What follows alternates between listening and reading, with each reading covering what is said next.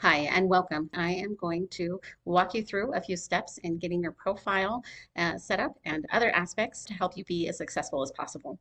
So we'll notice here I'm in my account currently. On the left here is the account button. I'm going to expand that so that we can access my profile. This is where we're going to make sure all of your information is up to date. As I click on that, you can come in and see I have my profile photo here. In my profile photo, it is recommended that it is a square image. This helps for when we use our photo merge fields that it fills in correctly.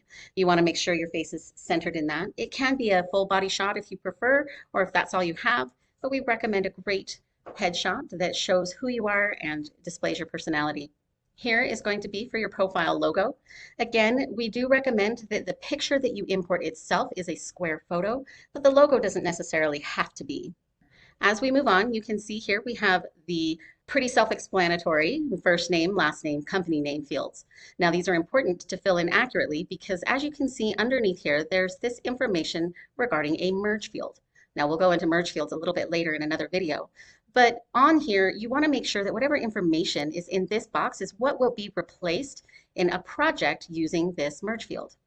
So have your first name there that you want to be addressed as, your last name here, company name. You can have approximately up to 36 characters in these fields, but I do recommend keeping it concise and abbreviated in order to make sure that it doesn't overlap on the envelope or return address information.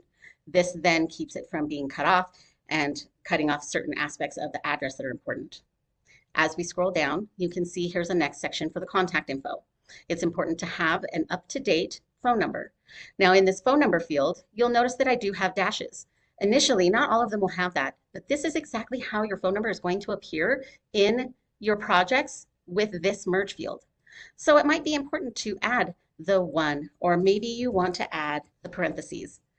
Depending on how you would like it to look, make that how you want it to be. When you make any changes, be sure to come up and click Save Changes. By saving the changes, this ensures that anything that you have done will be held in here as a change. Trusted mobile phone number. This isn't mandatory, but it is nice to have because you'll get alerts, especially if you decide to become a part of our influencer rewards program. This is definitely a great opportunity for you, and you'll get alerts through your trusted mobile phone number here through text message. It's just another way that we can keep in touch with you. And if there's any issues on your account, I, as the customer service manager, may be reaching out to you either by phone or by email to make sure everything is okay with an order that you've placed or inform you of any issues.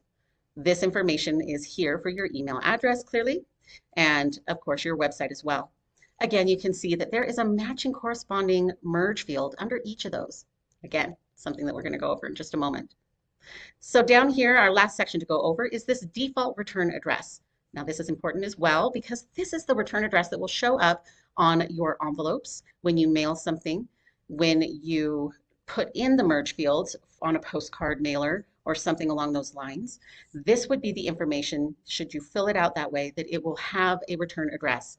This is information that's important in case you need to get informed of things that are not delivered correctly. Maybe you have information on that contact filled in the system incorrectly, then you'll be notified. Otherwise, those postcards will just go to who knows where, maybe with all the Santa Claus letters.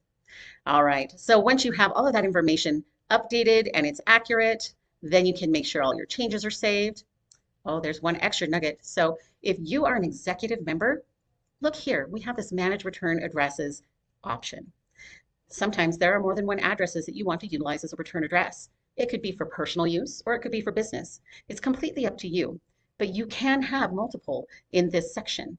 And when you check out through the cart or when you're setting up an automation, you get the opportunity to select which return address you want on your project, on your envelope, or anything along those lines, a package that you might send.